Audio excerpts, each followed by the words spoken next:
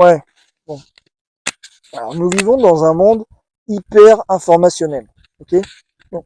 On s'inflige beaucoup d'informations. On a basculé dans ce que Guy Debord appelait la société du spectacle intégré. C'est-à-dire que bah, nous participons tous à la société du spectacle. La société du spectacle, on ne la subit plus, mais voilà, on y participe, nous sommes émetteurs de spectacle. On se comporte tous comme si on faisait partie d'un spectacle. Alors voilà, on se comporte tous un petit peu comme des bourgeois. On parle tous un petit peu comme des bourgeois. On parle tous de la même manière. On a tous un petit peu le même vocabulaire. Voilà, les accents locaux ont un petit peu disparu. Voilà, il est de moins en moins possible aujourd'hui de se promener dans des coins reculés et de tomber sur des vieux qui nous parlent et qui nous disent des mots qu'on ne connaît pas. Voilà, c'est de plus en plus rare. Voilà. Donc, bon, comment on en est arrivé là? Bon, c'est depuis Internet, en gros. Internet nous a fait basculer dans une société du spectacle intégrée. Nous participons à la société du spectacle, tous. C'est-à-dire, dès que vous postez un message sur Internet, vous participez à la société du spectacle. Ok? Bon. Bon, tout ça, ça a des conséquences. Ça a des conséquences politiques. Bon, c'est-à-dire qu'on on s'inflige constamment de l'information, tout le temps. Voilà, on est devenu addict à l'information. C'est-à-dire que nous processons de l'information, plus d'informations que nous avons processé plus d'informations que tous nos aïeux réunis, hein, clairement. Donc, tout ça a des conséquences. Tout ça a des conséquences. Bon, alors je trouve que Internet est une économie. Le but d'Internet, c'est de faire de l'argent. Bon, voilà, c'est comme ça, c'est capitaliste. C'est ainsi. Bon, et pour faire de l'argent, il faut récolter de la donnée. Bon, Internet récolte de l'argent, voilà, en récupérant de la donnée.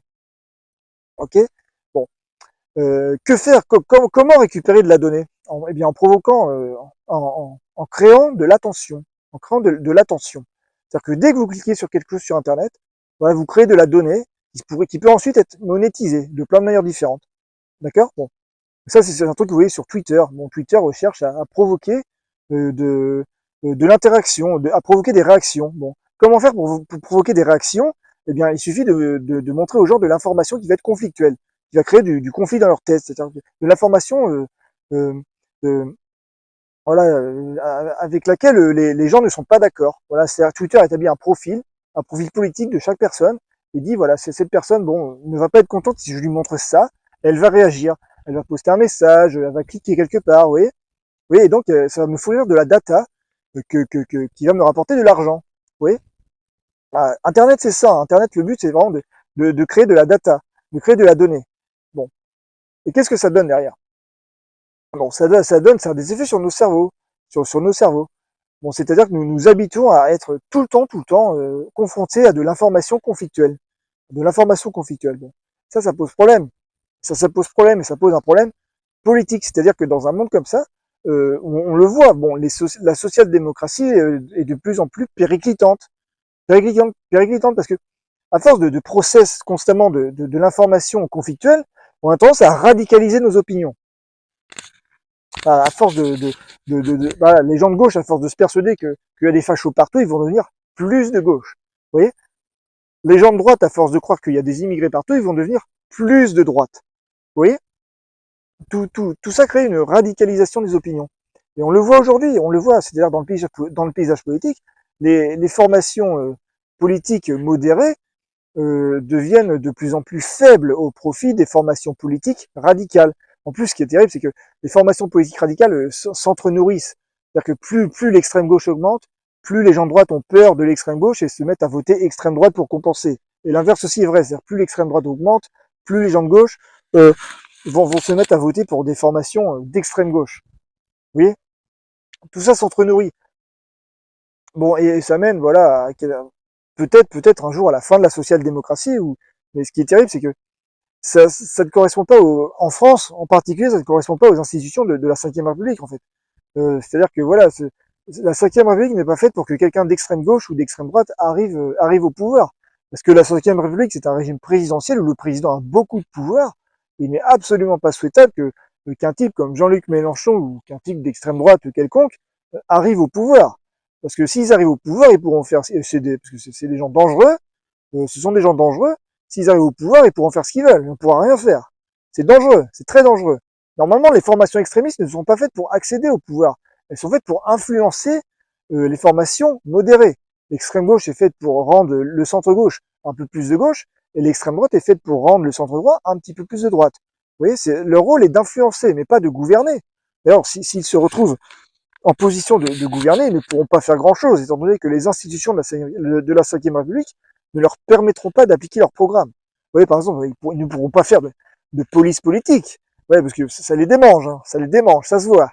Vous voyez, et, et tout ceci, voilà, c'est de la faute de personne en fait. C'est l'évolution, voilà, c'est une évolution viciée de cette société de l'hyper-information qui nous mène à ça finalement, qui nous mène à une radicalité, à une radicalité des esprits et qui va mener à la fin de la social-démocratie. Alors, on voit la social-démocratie est en train de se défendre, est en train de, voilà, d'utiliser des outils judiciaires pour essayer de, voilà, de contrer les formations politiques extrémistes. Bon, est-ce que ça sera suffisant et surtout, est-ce que c'est normal, est-ce que c'est légitime? Bon, voilà, c'est tout le problème, c'est la question qui se pose. Donc voilà, donc mais que faire pour qu'on se calme en fait? Comment faire? Parce que voilà, c'est vraiment, c'est pour moi vraiment cette société de l'hyper-information radicalise les esprits. C'est vraiment, en plus c'est un processus qui est connu, qui est étudié par les scientifiques. C'est-à-dire plus vous confrontez un cerveau à de l'information conflictuelle, plus ça va créer une envie de réagir. Ça va provoquer de la dopamine, hein. Ça va créer une envie de réagir. Et donc à force de réagir, bon bah les gens se sentent cernés et se mettent à avoir des opinions de plus en plus radicales.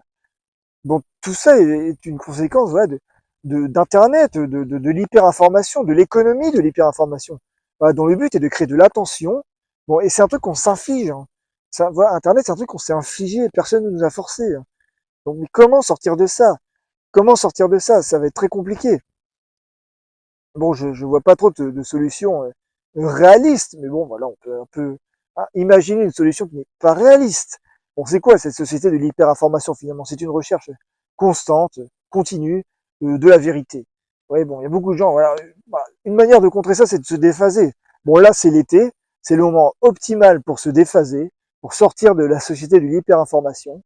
Voilà, penser à autre chose. Arrêtez de regarder Internet, arrêtez de regarder tout ça. Voilà, lâcher prise.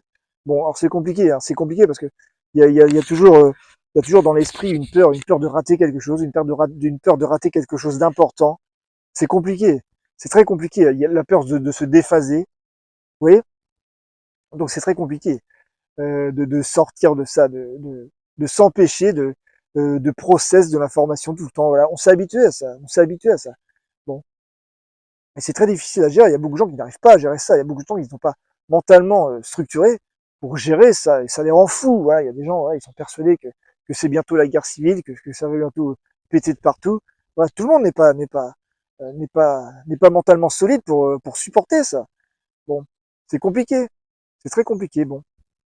Alors finalement, bon, voilà, c'est quoi cette société de la surinformation? Voilà, c'est la recherche de la vérité, de la survérité. Des vérités, maintenant, il y en a plein.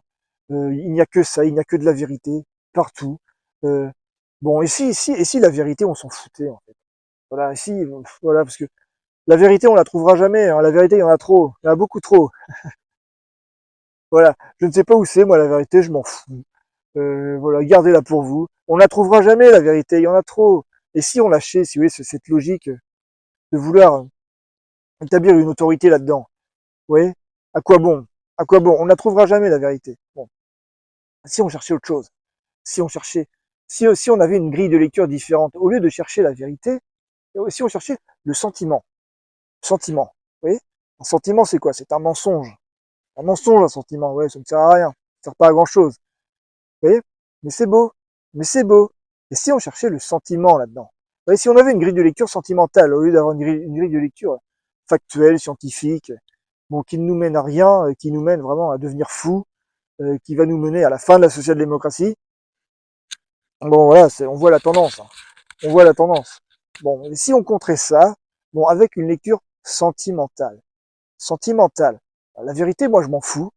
J'en ai rien à foutre. Et après avoir beaucoup réfléchi à la politique, j'en suis venu à une conclusion, voilà, à une conclusion parfaite. C'est-à-dire, les gens beaux ont raison et les gens moches ont tort. Voilà, c'est aussi bête que ça. C'est ça, voilà, juste ça. Voilà. Bon, qui est beau? Qui est beau? Roxane.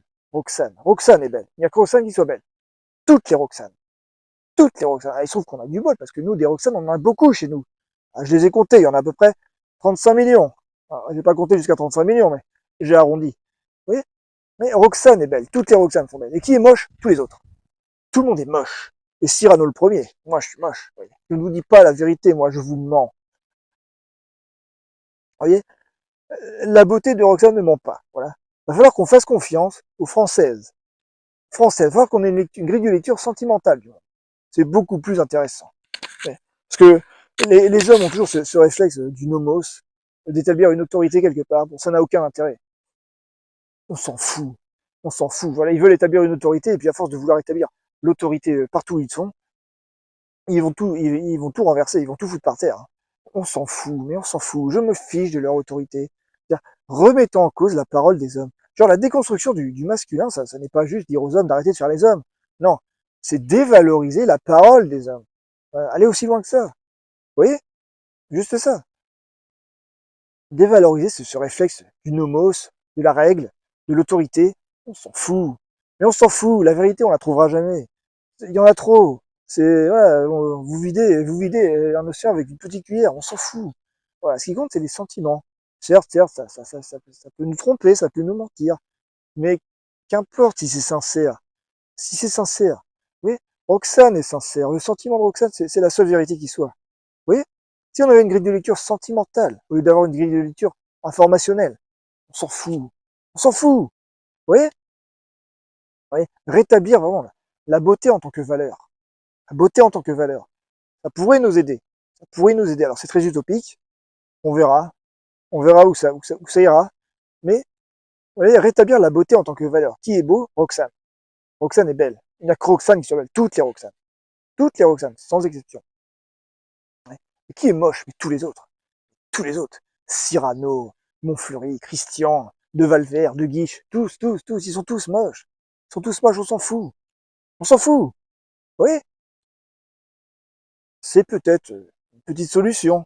C'est très utopique, hein, sans doute, cette solution arrive trop tôt. Mais un jour, on se posera sans doute la question. Sans doute.